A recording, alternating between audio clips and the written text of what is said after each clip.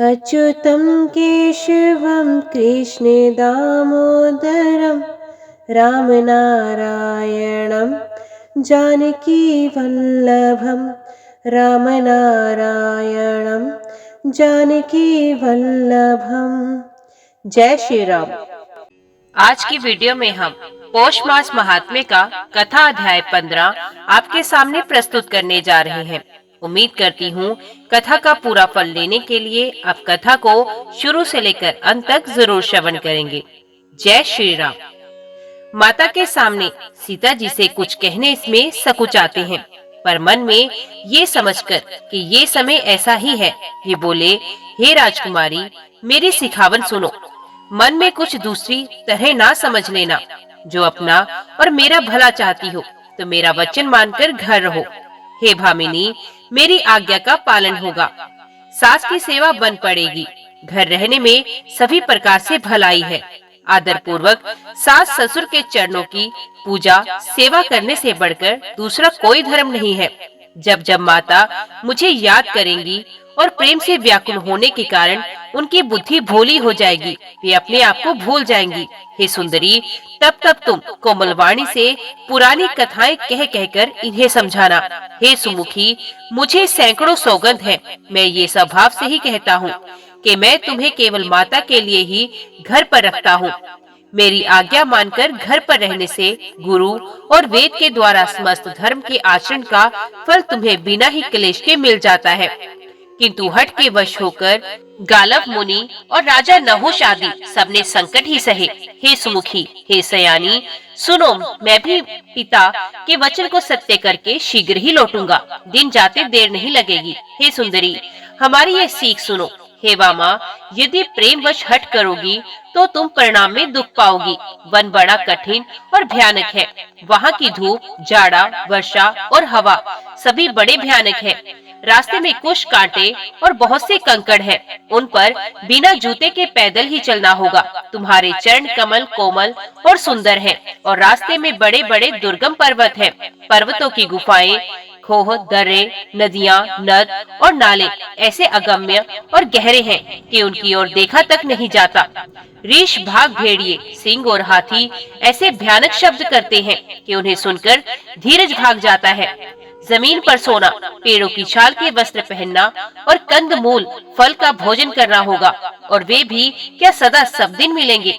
सब कुछ अपने अपने समय के अनुकूल ही मिल सकेगा। मनुष्यों को खाने वाले निशाचर फिरते रहते हैं। वे करोड़ों प्रकार के कपट रूप धारण करते हैं। पहाड़ का पानी बहुत ही लगता है। उनकी विपत्ति बखानी नहीं जा सकती। वन में भीषण सर्प, भयानक पक्षी और स्त्री पुरुषों को चुराने वाले राक्षसों के झुंड रहते हैं। वन की भयंकरता याद आने मात्र से धीर पुरुष ही डर जाते हैं। फिर हे मृगलोचिनी, तुम तो स्वभाव से ही डरपोक हो। हे हंसगमनी, तुम वन के योग्य नहीं।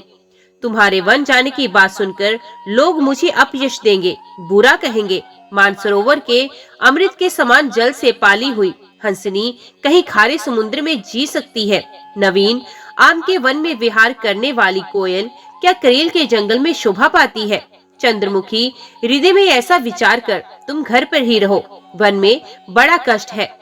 स्वाभाविक ही हित चाहने वाले गुरु और स्वामी की सीख को जो सर चढ़ाकर नहीं मानता, वे हृदय में भरपेट पछताता है और उसके हित की हानि अवश्य होती है। प्रियतम के कोमल तथा मनोहर वचन सुनकर सीता जी के सुंदर नेत्र जल से भर गए। श्री राम जी की ये शीतल सीख उनको कैसे जलाने वाली हुई, जैसे चकवी को शरद ऋतु की चांदनी रात होती है। जानकी जी से कुछ उत्तर देते नहीं बनता। वे ये सोचकर व्याकुल हो उठी कि मेरे पवित्र और प्रेमी स्वामी मुझे छोड़ जाना चाहते हैं। नेत्रों के जल को जबरदस्ती रोककर वे पृथ्वी की कन्या सीता जी हृदय में धीरज धरकर सास के पैर लगकर हाथ जोड़कर कहने लगी, हे देवी, मेरी इस बड़ी भारी ढिठाई को क्षमा कीजिए। मुझे प्राणपति ने वही शिक्षा दी जिससे मेरा परम हित हो, परंतु मैंने मन में समझकर देख लिया कि पति के वियोग के समान जगत में कोई दुख नहीं। हे प्राणनाथ, हे दया के धाम, हे सुंदर, हे सुखों को देने वाले, हे सृजान, हे रघुकुल रूपी कुमुद के खिलाने वाले चंद्रमा, आपके बिना स्वर्ग भी मेरे लिए नरक के समान है। माता पिता, बहन, प्यारा भाई, प्यारा परिवार, मित्रों का समुदाय, सास ससुर, गुरु स्वजन, बंधु बांधव, सहायक और सुंदर, सुशील और सुख देने वाला पुत्र। हे नाथ, जहाँ तक स्नेह और नाते हैं, पति के बिना स्त्री को सभी सूर्य से भी बढ़कर तपाने वाले हैं। शरीर, धन, घर, पृथ्वी, नगर और राज्य, पति के बिना स्त्री के लिए ये सब शोक का समाज है, भोग रोग के समान है, गहने भार रूप है और संसार यम यातना के समान है। हे प्राणनाथ, आपके बिना जगत में मुझे कहीं कुछ भी सुखदाई नहीं है। जैसे बिना जीव के देह और बिना जल के नदी, वैसे ही हे नाथ, बिना पुरुष के स्त्री है। हे नाथ, आपके साथ रहकर आपका शरद पूर्णिमा के निर्मल चंद्रमा के समान मुख देखने से मुझे स्वस्थ सुख प्राप्त होंगे। हे नाथ, आपके साथ पक्षी और पशु ही मेरे कुटुंबी होंगे। वन ही, नगर और वृक्षों की शाल ही निर्मल वस्त्र होंगे और पर्णकुटी ही स्वर्ग के समान सुखों की मूल होगी। उदार हृदय के वन देवी और वन देवता ही सास ससुर के समान मेरी सार संभार करेंगे और कुशा और पत्तों की सुंदर बिछोना ही प्रभु के साथ कामदेव की मनोहर तोष के समान होगी। कंदमूल और फल ही अमृत के समान आहार होंगे और वन के पहाड़ ही अयोध्या के सैकड़ों राजमहलों के समान होंगे। क्षण क्षण में प्रभु के चरण कमलों को देख देख कर मैं ऐसी आनंदित रहूंगी जैसे दिन में चकवी रहती है। हे नाथ, आपने वन के बहुत से दुख और बहुत से भय, विषाद और संताप कहे, परंतु हे कृपा निधान, वे सब मिलकर भी प्रभु आपके वियोग से होने वाले दुख के लवलेश के समान भी नहीं हो सकते। ऐसा जी में जानकर हे सुजान शिरोमणि, आप मुझे साथ लीजिए, यहाँ न छोड़िए। हे स्वामी, मैं अधिक क्या विनती करूं, आप करुणा में हैं और सबके हृदय के अंदर की जानने वाले हैं। हे दीन बंधु, हे सुंदर, हे सुख देने वाले, हे शील और प्रेम के भंडार, यदि अवधि 14 वर्ष तक मुझे अयोध्या में रखते हैं तो जान लीजिए कि मेरे प्राण नहीं रहेंगे। क्षण क्षण में आपके चरण कमलों को देखते रहने से मुझे मार्ग चलने में थकावट नहीं होगी। हे प्रियतम, मैं सभी प्रकार से आपकी सेवा करूंगी और मार्ग चलने से होने वाली सारी थकावट को दूर कर दूंगी। आपके पैर धोकर पेड़ों की छाया में बैठकर मन में प्रसन्न होकर हवा करूंगी। पसीने की बूंदों सहित श्याम शरीर को देखकर प्राणपति के दर्शन करते हुए दुख के लिए मुझे अवकाश ही कहाँ रहेगा। समतल भूमि पर घास और पेड़ों के पत्ते बिछाकर ये दासी रात भर आपके चरण दबाएगी। बार बार आपकी कोमल मूर्ति को देखकर मुझको गर्म हवा भी नहीं लगेगी। प्रभु के साथ रहते मेरी ओर आंख उठाकर देखने वाला कौन है, अर्थात कोई नहीं देख सकता। जैसे सिंह की स्त्री सिंघनी को खरगोश और सियार नहीं देख सकते। मैं सुकुमारी हूँ और नाथ वन के योग्य हैं। आपको तो तपस्या उचित है और मुझको विषय भोग। ऐसे कठोर वचन सुनकर भी जब मेरा हृदय ना फटा तो हे प्रभु, मालूम होता है ये पामर प्राण आपके वियोग का भीषण दुख सहेंगे। ऐसा कहकर सीता जी बहुत ही व्याकुल हो गई। वे वचन के वियोग को भी ना संभाल सकी, अर्थात शरीर से वियोग की बात तो अलग रही, वचन से भी वियोग की बात सुनकर वे अत्यंत विकल हो गई। उनकी ये दशा देखकर श्री रघुनाथ जी ने अपने जी में जान लिया कि हठ पूर्वक इन्हें यहाँ रखने से ये प्राणों को ना रखेगी। तब कृपालु सूर्य कुल के स्वामी श्री रामचंद्र जी ने कहा कि सोच छोड़कर मेरे साथ वन को चलो। आज विषाद करने का अवसर नहीं, तुरंत वन गमन की तैयारी करो।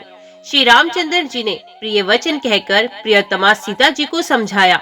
फिर माता के पैरों लगकर आशीर्वाद प्राप्त किए। माता ने कहा, बेटा जल्दी लौटकर प्रजा के दुख को मिटाना और ये निठुर माता तुम्हें भूल ना जाए। हे विधाता, क्या मेरी दशा भी फिर पलटेगी? क्या अपने नेत्रों से मैं इस मनोहर जोड़ी को फिर देख पाऊंगी? हे पुत्र, वे बहुत सुंदर दिन और शुभ घड़ी कब होगी जब तुम्हारी जननी जीते जी तुम्हारा चार सा मुखड़ा फिर देख पाएगी? हे तात, वत्स कहकर, लाल कहकर, रघुपति कहकर, रघुवर कहकर मैं फिर कब तुम्हें बुलाकर हृदय से लगाऊंगी और हर्षित होकर तुम्हारे अंगों को देखूंगी।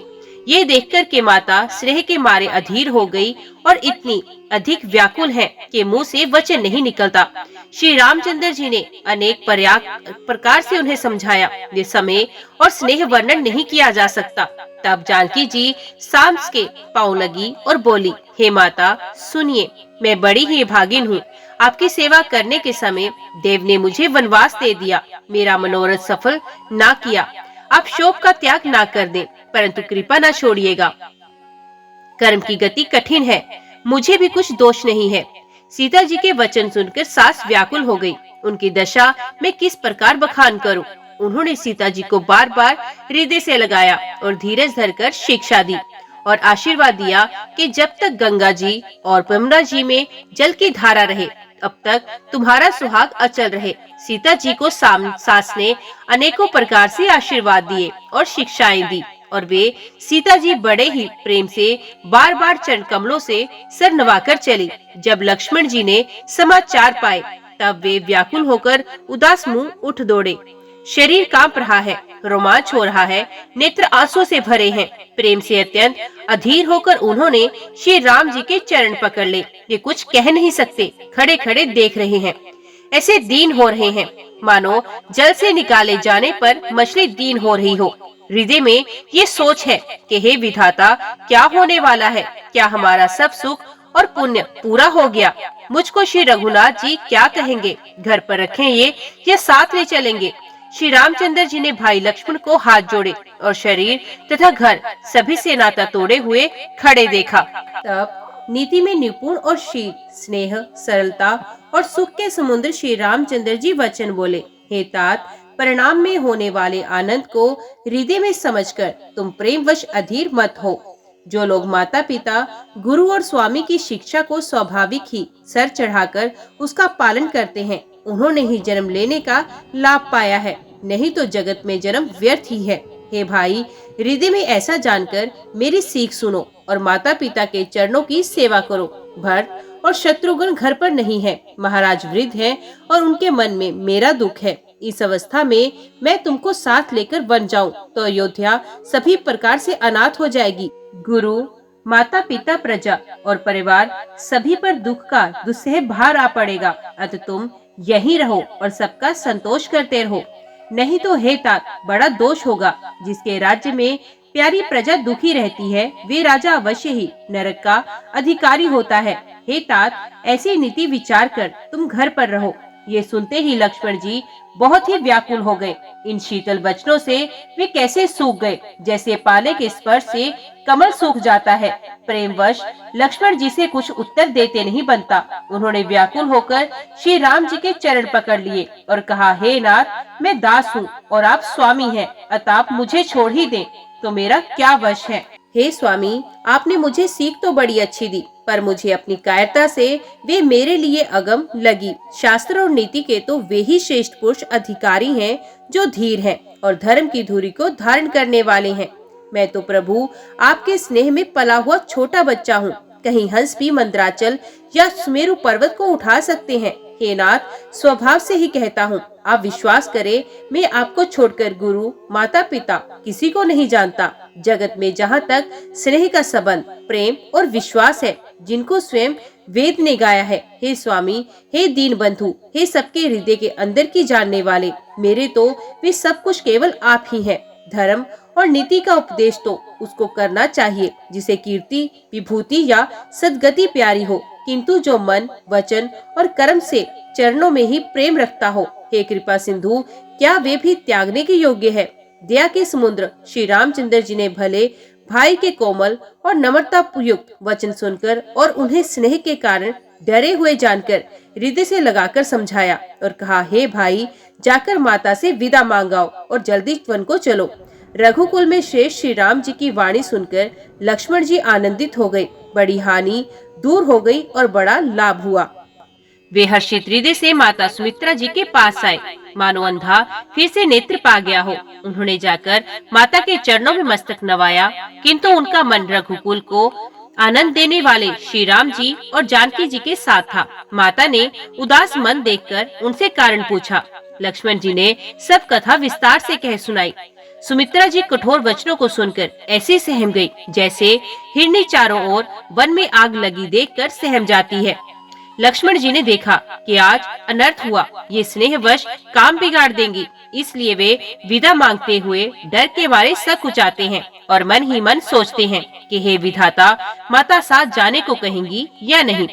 सुमित्रा जी ने श्री राम जी और श्री सीता जी के रूप, सुंदर, शील और स्वभाव को समझकर और उन पर राजा का प्रेम देखकर अपना सर पीटा और कहा कि पापिनी कैकेयी ने बुरी तरह घात लगाया, परंतु कुछ समय जानकर धैर्य धारण किया और स्वभाव से ही हित चाहने वाली सुमित्रा जी कोमल वाणी से बोली, हे तात, जानकी जी तुम्हारी माता है और सब प्रकार से स्नेह करने वाले श्री रामचंद्र जी तुम्हारे पिता।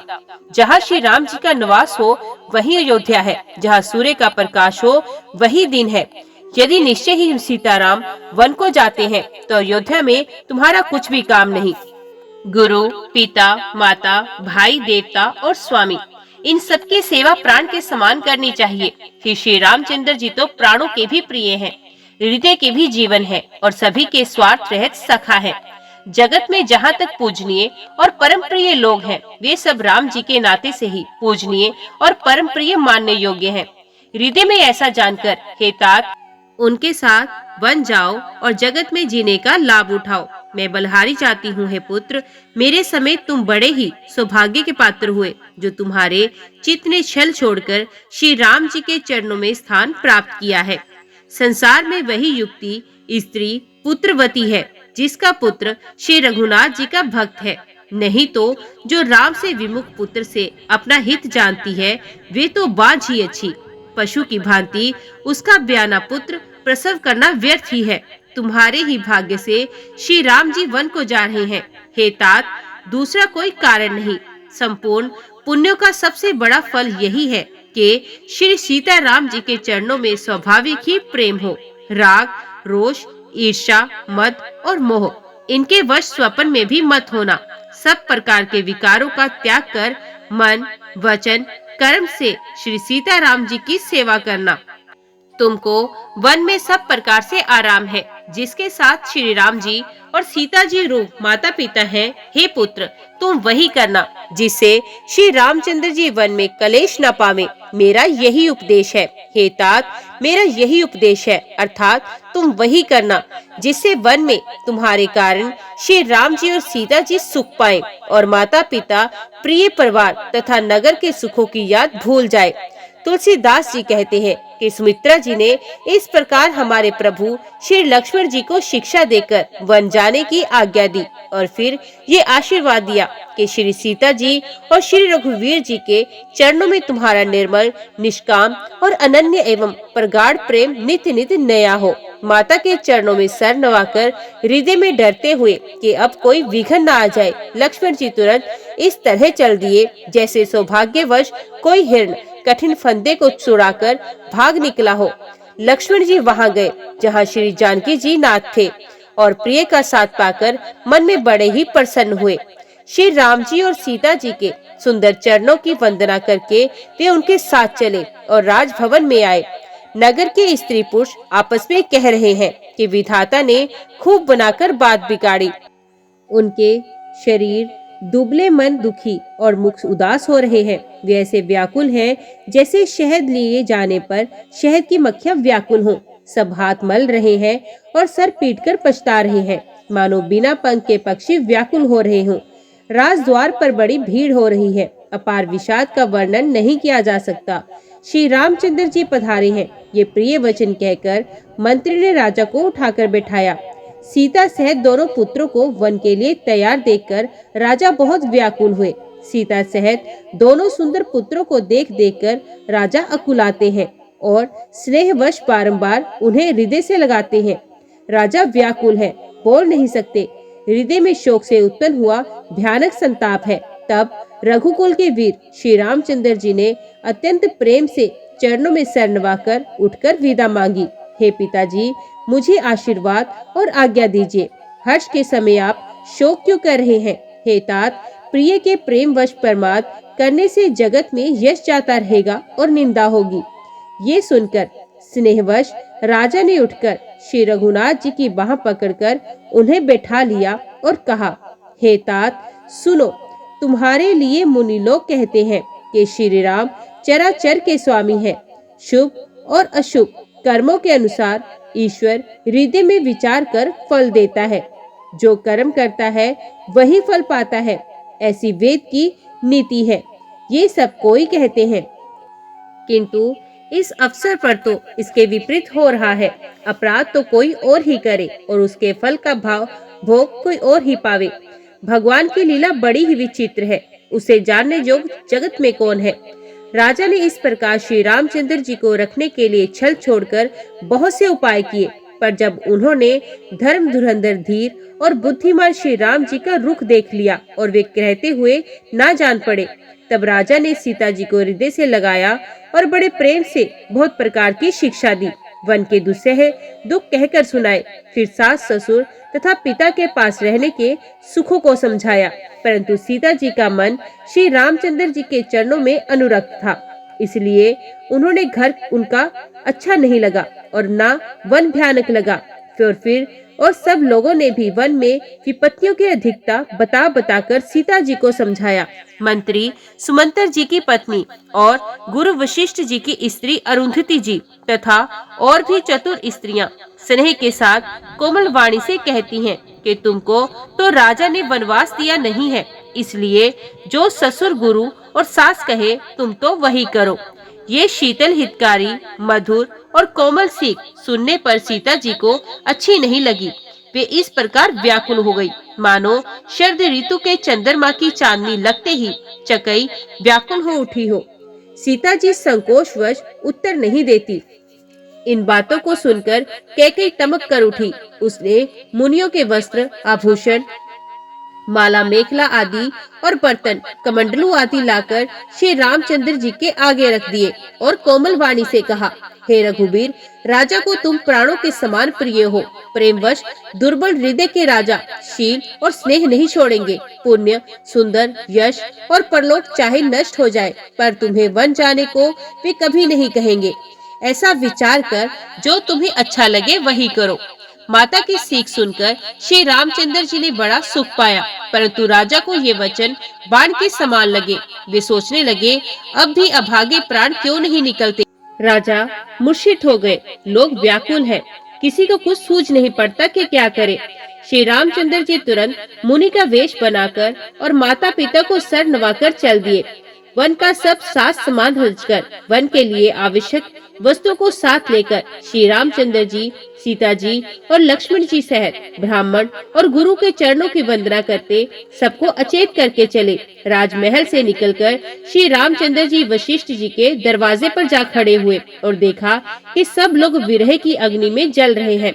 उन्होंने प्रिय वचन कहकर सबको समझाया। फिर श्री रामचंद्र जी ने ब्राह्मणों की मंडली को बुलाया। गुरु जी से कहकर उन सबको वस्त्रासन दिए और आदर दान तथा विनय से उन्हें वश में किया। फिर याचकों को दान और मान देकर संतुष्ट किया तथा मित्रों को पवित्र प्रेम से प्रसन्न किया। फिर दास दासियों को बुलाकर उन्हें गुरु जी को सौंपकर हाथ जोड़कर बोले, हे गोसाई, इन सबकी माता पिता के समान देख रेख करते रहिएगा। श्री रामचंद्र जी बार बार दोनों हाथ जोड़कर सबसे कोमल वाणी कहते हैं कि मेरा सब प्रकार से हितकारी मित्र वही होगा जिसकी चेष्टा से महाराज सुखी रहे। हे परम चतुर पूर्ववासी सज्जनों, आप लोग सब यही उपाय करिएगा जिससे मेरी सब माताएं मेरे विरह के दुख से दुखी ना हो। इस प्रकार श्री राम जी ने सबको समझाया और हर्षित होकर गुरु जी के चरण कमलों में सर नवाया। फिर गणेश जी, पार्वती जी और कैलाशपति महादेव जी को मनाकर तथा आशीर्वाद पाकर श्री रघुनाथ जी चले गए। श्री राम जी के चलते ही बड़ा भारी विषाद हुआ। नगर का हाहाकार सुना नहीं जाता। लंका में बुरे शकुन होने लगे। अयोध्या में अत्यंत शोक छा गया और देवलोक में सब हर्ष और विषाद दोनों के वश में हो गए। हर्ष इस बात का कि अब राक्षसों का नाश होगा और विषाद अयोध्या वासियों के शोक के कारण था। मूर्छा दूर हुई। तब राजा जगे और सुमंत्र को बुलाकर ऐसा कहने लगे, श्री राम वन को चले गए पर मेरे प्राण नहीं जा रहे। ना जाने ये किस सुख के लिए शरीर में टिक रहे हैं। इससे अधिक बलवती और कौन सी व्यथा होगी जिस दुख को पाकर प्राण शरीर को छोड़ेंगे। फिर धीरज धरकर राजा ने कहा, हे सखा, तुम रथ लेकर श्री राम के साथ जाओ। अत्यंत सुकुमार दोनों कुमारों को और सुकुमारी जानकी को रथ में बिठाकर वन दिखलाकर 4 दिन के बाद लौटा आना। यदि धैर्यवान दोनों भाई ना लौटे, क्योंकि श्री रघुनाथ जी प्राण के सच्चे और दृढ़ता से नियम का पालन करने वाले हैं, तो तुम हाथ जोड़कर विनती करना कि हे प्रभु, जनक कुमारी सीता जी को तो लौटा दीजिए। जब सीता वन को देखकर डरे, तब मौका पाकर मेरी ये सीख उनसे कहना कि तुम्हारे सास और ससुर ने ऐसा संदेश कहा है कि हे पुत्री, तुम लौट चलो, वन में बहुत कलेश है। कभी पिता के घर, कभी ससुराल, जहाँ तुम्हारी इच्छा हो वहीं रहना। इस प्रकार तुम बहुत से उपाय करना। यदि सीता जी लौट आई तो मेरे प्राणों को सहारा हो जाएगा, नहीं तो अंत में मेरा मरण ही होगा। विधाता के विपरीत होने पर कुछ वश नहीं चलता। हाय राम, लक्ष्मण और सीता को लाकर दिखाओ। ऐसा कहकर राजा मूर्छित होकर पृथ्वी पर गिर पड़े। सुमंत्र जी राजा की आज्ञा पाकर, सर नवाकर और बहुत जल्दी रथ जुड़वाकर वहां गए, जहां नगर के बाहर सीता जी सहित दोनों भाई थे। तब वहां पहुंचकर सुमंत्र ने राजा के वचन श्री रामचंद्र जी को सुनाए और विनती करके उनको रथ पर चढ़ाया। सीता जी सहित दोनों भाई रथ पर चढ़कर हृदय में अयोध्या को सर नवाकर चले। श्री रामचंद्र जी को जाते हुए और अयोध्या को अनाथ होते हुए देखकर सब लोग व्याकुल होकर उनके साथ हो गए। कृपा के समुद्र श्री राम जी उन्हें बहुत तरह से समझाते हैं, तो वे अयोध्या की ओर लौट जाते हैं, परंतु प्रेमवश फिर लौट आते हैं। अयोध्या पूरी बड़ी डरावनी लग रही है, मानो अंधकारमय काल रात्रि ही हो। नगर के नर नारी भयानक जंतुओं के समान एक दूसरे को देखकर डर रहे हैं। घर शमशान, कुटुंबी, भूत प्रेत और पुत्र, हितैषी और मित्र मानो यमराज के दूत हो। बगीचों में वृक्ष और बेलें कुम्हला रही हैं। नदी और तालाब ऐसे भयानक लगते हैं कि उनकी ओर देखा नहीं जाता। करोड़ों घोड़े, हाथी, खेलने के लिए पाले हुए हिरण, नगर के गाय, बैल, बकरी आदि पशु, पपीहे, मोर, कोयल, चकवे, तोते, मैना, सारस, हंस और चकोर श्री राम जी के वियोग में सभी व्याकुल हुए। जहाँ जहाँ ऐसे चुपचाप स्थिर होकर खड़े हैं, मानो तस्वीरों में लिखकर बनाए हुए हैं। नगर मानो फलों से परिपूर्ण भरा भारी सघन वन था। नगर निवासी सब स्त्री पुरुष, बहुत से पशु पक्षी थे, अर्थात अवधपुरी अर्थ, धर्म, काम, मोक्ष चारों फलों को देने वाली नगरी थी और सब स्त्री पुरुष सुख से उन फलों को प्राप्त करते थे। विधाता ने कैकेयी को भीलनी बनाया, जिसने 10 दिशाओं में दुस्सह्य दवाकीन भयानक आग लगा दी। श्री रामचंद्र जी के विरह कि इस अग्नि को लोग सह न सके, सब लोग व्याकुल होकर भाग चले। सबने वन में विचार किया कि श्री राम जी, लक्ष्मण जी और सीता जी के बिना सुख नहीं है। जहाँ श्री राम जी रहेंगे वही सारा समाज रहेगा। श्री रामचंद्र जी के बिना अयोध्या में हम लोगों का कुछ काम नहीं। ऐसा विचार कर दृढ़ करके देवताओं को भी दुर्लभ सुखों से भरपूर घोरों को छोड़कर सब श्री रामचंद्र जी के साथ चल पड़े। जिनको श्री राम जी के चरण कमल प्यारे हैं, उन्हें क्या कभी विषय योग भोग वश में कर सकते हैं। बच्चों बूढ़ों को घरों में छोड़कर सब लोग साथ हो लिए। पहले दिन श्री रघुनाथ जी ने तमसा नदी के तीर पर निवास किया। प्रजा को प्रेमवश देखकर श्री रघुनाथ जी के दयालु हृदय में बड़ा दुख हुआ। प्रभु रघुनाथ जी करुणामयी है, पराई पीड़ा को वे तुरंत पा जाते हैं, अर्थात दूसरे का दुख देखकर वे तुरंत स्वयं दुखित हो जाते हैं। प्रेम युक्त कोमल और सुंदर वचन कहकर श्री राम जी ने बहुत प्रकार से लोगों को समझाया और बहुत तेरे धर्म संबंधी उपदेश दिए, परंतु प्रेमवश लोग लौटते रही। शील और स्नेह छोड़ा नहीं जाता। श्री रघुनाथ जी असमंजस के अधीन हो गए। शोक और थकावट से मारे लोग सो गए और कुछ देवताओं की माया से भी उनकी बुद्धि मोहित हो गई। जब दोपहर रात बीत गई, तब श्री रामचंद्र जी ने प्रेम पूर्वक मंत्री सुमंत्र से कहा, हे तात, रथ के खोज मारकर रथ को हाँकिए और किसी उपाय से बात नहीं बनेगी। शंकर जी के चरणों में सर नवाकर श्री राम जी, लक्ष्मण जी और सीता जी रथ पर सवार हुए। मंत्री ने तुरंत ही रथ को इधर उधर खोजकर छिपाकर चला दिया। सवेरा होते ही सब लोग जागे तो बड़ा शोर मचा कि श्री रघुनाथ जी चले गए। कहीं रथ का खोज नहीं पाते, सब हाय राम पुकारते हुए चारों ओर दौड़ रहे हैं, मानो समुद्र में जहाज डूब गया हो। जिससे व्यापारियों का समुदाय बहुत ही व्याकुल हो उठा हो। वे एक दूसरे को उपदेश देते हैं कि श्री रामचंद्र जी ने हम लोगों को कलेश होगा ये जानकर छोड़ दिया है। वे लोग अपनी निंदा करते हैं और मछलियों की सराहना करते हैं। कहते हैं श्री रामचंद्र जी के बिना हमारे जीने को धिक्कार है। विधाता ने यदि प्यारे का वियोग ही रचा तो फिर उसने मांगने पर मृत्यु की नहीं दी। इस प्रकार बहुत से प्रलाप करते हुए वे संताप से भरे हुए अयोध्या जी में आए।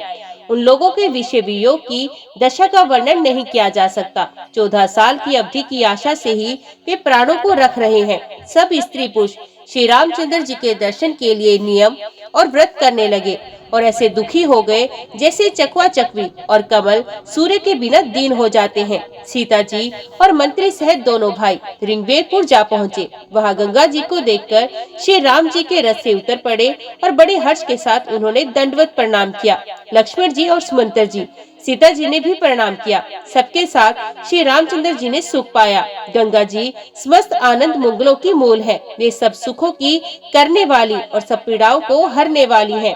अनेक कथा प्रसंग कहते हुए श्री राम जी गंगा जी की तरंगों को देख रहे हैं। उन्होंने मंत्री को, छोटे भाई लक्ष्मण जी को और प्रिय सीता जी को देव नदी गंगा जी की बड़ी महिमा सुनाई। इसके बाद सबने स्नान किया, जिससे मार्ग का सारा थकावट दूर हो गया और पवित्र जल पीते ही मन पवित्र हो गया, जिनसे स्मरण मात्र से बार बार जन्मने और मरने का महान श्रम मिट जाता है। उनको श्रम होना ये केवल लौकिक व्यवहार नर लीला ही है। शुद्ध सच्चिदानंद कंद स्वरूप सूर्य कुल के ध्वजारूप भगवान श्री रामचंद्र जी मनुष्यों के सदृश ऐसे चित्र करते हैं जो संसार रूपी समुद्र के पार उतरने के लिए पुल के समान है। जब निषाद राजगुह ने ये खबर पाई तब आनंदित होकर उसने अपने प्रियजनों और भाई बंधुओं को बुला लिया और भेंट देने के लिए फल मूल कंद लेकर और उन्हें भारों में भरकर मिलने के लिए चला। उसके हृदय में हर्ष का पार नहीं था। दंडवत करके भेंट सामने रखकर वे अत्यंत प्रेम से प्रभु को देखने लगा। श्री रघुनाथ जी ने स्वाभाविक स्नेह के वश में होकर उसे अपने पास बैठाकर कुशल पूछी। निषाद राज ने उत्तर दिया, हे नाथ, आपके चरण कमल के दर्शन से ही कुशल हूँ। आपके चरणार बिंदों के दर्शन कर आज मैं भाग्यवान पुरुषों की गिनती में आ गया। हे देव, ये पृथ्वी, धन और घर सब आपका है। मैं तो परिवार सहित आपका नीच सा सेवक हूँ। अब कृपा करके ऋग्वेदपुर में पधारिए और इस दास की प्रतिष्ठा बढ़ाइए, जिससे सब लोग मेरे भाग्य की बढ़ाई करें। श्री रामचंद्र जी ने कहा, हे सुजान सखा, तुमने जो कुछ कहा सब सत्य है, परंतु पिताजी ने मुझको और ही आज्ञा दी है। उनकी आज्ञा अनुसार मुझे 14 वर्ष तक मुनियों का व्रत और वेश धारण कर और मुनियों के योग्य आहार करते हुए मन में ही बसना है। गांव के भीतर निवास करना उचित नहीं। ये सुनकर गु को बड़ा दुख हुआ। श्री राम जी, लक्ष्मण जी और सीता जी के रूप को देखकर गांव के स्त्री पुरुष प्रेम के साथ चर्चा करते हैं। कोई कहती है, हे सखी, कहो तो वे माता पिता कैसे हैं, जिन्होंने ऐसे सुंदर सुकुमार बालकों को वन में भेज दिया। कोई ये कहते हैं, राजा ने अच्छा ही किया, इसी बहाने हमें भी ब्रह्मा ने नेत्रों का लाभ दिया। तब निषाद राजा ने हृदय में अनुमान किया तो अशोक के पेड़ को उनके ठहरने के लिए मनोहर समझा।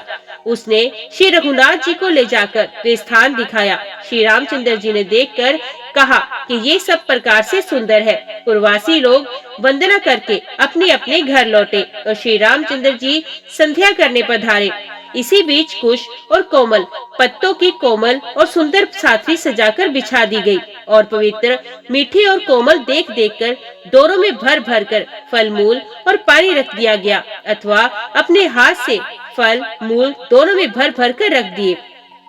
सीता जी, सुमंत्र जी और भाई लक्ष्मण जी सहित कंद मूल फल खाकर रघुकुल मणि शिरोमणि श्री रामचंद्र जी लेट गए। भाई लक्ष्मण जी उनके पैर दबाने लगे। फिर प्रभु श्री रामचंद्र जी को सोते जानकर लक्ष्मण जी उठे और कोमल वाणी से मंत्री सुमंत्र जी को सोने के लिए कहकर वहां से कुछ दूर पर धनुष बाण से सजकर वीरासन से बैठकर जागने लगे। गुह ने विश्वास पात्र पहरेदारों को बुलाकर अत्यंत प्रेम से जगह जगह नियुक्त किया और आप कमर में तरकस बांधकर तथा धनुष पर बाण चढ़ाकर लक्ष्मण जी के पास जा बैठा। प्रभु को जमीन पर सोते देखकर प्रेमवश निषाद राज के हृदय में विषाद हो आया। उसका शरीर पुलकित हो आया और नेत्रों से जल बहने लगा। वे प्रेम सहित लक्ष्मण जी से वचन कहने लगा, महाराज, दशरथ जी का महल तो स्वभाव से ही सुंदर है। इंद्र भवन भी जिसकी समानता नहीं पा सकता। उससे सुंदर मणियों के रचे चौबारे, जिन्हें मानो रति के पति कामदेव ने अपने ही हाथों से सजाया, जो पवित्र, बड़े ही विलक्षण, सुंदर भोग पदार्थों से पूर्ण, फूलों के सुगंध से सुवासित हैं, जहाँ सुंदर पलंग और मणियों के दीपक हैं, तथा सब प्रकार का पूरा आराम है, जहाँ ओढ़ने बिछाने का अनेकों वस्त्र, तकिए और गद्दे हैं, जो दूध के फेन के समान कोमल, उज्जवल और सुंदर हैं। वहाँ उन चौबारों में श्री सीता जी और श्री रामचंद्र जी रात को सोया करते थे और अपनी शोभा से रति और कामदेव के गर्व को हरण करते थे। वही श्री सीता और श्री राम जी आज घास फूस की साथरी पर थके हुए बिना वस्त्र के ही सोए हैं। ऐसी दशा में वे देखे नहीं जाते। माता पिता, कुटुंबी, प्रजा, मित्र, अच्छे शील स्वभाव के दास और दासियां, सब जिनकी अपने प्राणों की तरह सार संभार करते थे, वही प्रभु श्री रामचंद्र जी आज पृथ्वी पर सो रहे हैं। जिनके पिता जनक जी हैं, जिनका प्रभाव जगत में प्रसिद्ध है, जिनके ससुर इंद्र के मित्र रघुराज दशरथ जी हैं और पति श्री रामचंद्र जी, वही जानकी जी आज जमीन पर सो रही हैं। विधाता किसी को प्रतिकूल नहीं होता। सीता जी और श्री रामचंद्र जी क्या वन के योग्य हैं? लोग सच कहते हैं, कर्म ही प्रधान है। कैकेयी राज की लड़की, नीच बुद्धि कैकेयी ने बड़ी ही कुटिलता की, जिसने रघुनंदन श्री राम जी को और जानकी जी को सुख के समय दुख दिया। वे सूर्य कुल रूपी वृक्ष के लिए कुल्हाड़ी हो गई। उस कुबुद्धि ने संपूर्ण विश्व को दुखी कर दिया। श्री राम सीता को जमीन पर सोते हुए देखकर निषाद को बड़ा दुख हुआ। तब लक्ष्मण जी ज्ञान, वैराग्य और भक्ति के रस से सनी हुई मीठी और कोमल वाणी से बोले, हे भाई, कोई किसी को सुख दुख देने वाला नहीं है। सब अपने ही किए हुए कर्मों का फल भोगते हैं। संयोग, वियोग, भले बुरे भोग, शत्रु मित्र और उदासीन, ये सभी भ्रम के फंदे हैं। जन्म मृत्यु, संपत्ति विपत्ति, कर्म और काल, जहाँ तक जगत के जंजाल है, धरती, घर, धन, नगर, परिवार, स्वर्ग और नरक आदि जहाँ तक व्यवहार है, जो देखने, सुनने और मन के अंदर विचारने में आते हैं, इन सब का मूल मोह अज्ञान ही है। परमार्थ ये नहीं है। जैसे स्वप्न में राजा भिखारी हो जाए या कंगाल स्वर्ग का स्वामी इंद्र हो जाए, तो जागने पर लाभ या हानि कुछ भी नहीं, वैसे ही इस दृश्य प्रपंच को हृदय से देखना चाहिए। ऐसा विचार कर क्रोध नहीं करना चाहिए और ना किसी को व्यर्थ में दोष देना चाहिए। सब लोग मोह रूपी रात्रि में सोने वाले हैं और सोते हुए उन्हें उन एकों प्रकार के स्वप्न दिखाई देते हैं। इस जगत रूपी रात्रि में योगी लोग जागते हैं, जो परमार्थी हैं और प्रपंच से छूटे हुए हैं। जगत में जीव को जागा हुआ तभी जानना चाहिए जब संपूर्ण भोग विलासों से वैराग्य हो जाए। विवेक होने पर मोह रूपी भ्रम भाग जाता है। तब अज्ञान का नाश होने पर श्री रघुनाथ जी के चरणों में प्रेम होता है। हे सखा, मन, वचन और कर्म से श्री राम जी के चरणों में प्रेम होना, यही सर्वश्रेष्ठ पुरुषार्थ है। श्री राम जी परम वस्तु पर ब्रह्म है। वे अव्यक्त, अलग, अनाथ, अनुपम, सब विकारों से रहित और भेद शून्य है। वेद जिनका नित्य नेति नेति कहकर निरूपण करते हैं, वही कृपालु श्री रामचंद्र जी भक्त, भूमि, ब्राह्मण, गौ और देवताओं के हित के लिए मनुष्य शरीर धारण करके लीलाएं करते हैं, जिनके सुनने से जगत के जंजाल मिट जाते हैं। जय श्री राम। आज के वीडियो में इतना ही। उम्मीद करती हूँ वीडियो आपको पसंद आई होगी। वीडियो पसंद आई हो तो वीडियो को लाइक और चैनल को सब्सक्राइब जरूर कीजिएगा। जय श्री राम लिखकर कमेंट बॉक्स में अपनी हाजिरी और अपने सुझाव देना ना भूलेगा। तो मिलते हैं अगले अध्याय अगली कथा के साथ। तब तक के लिए देखते व सुनते रहिए। जय मां कंजक, जय माता दी।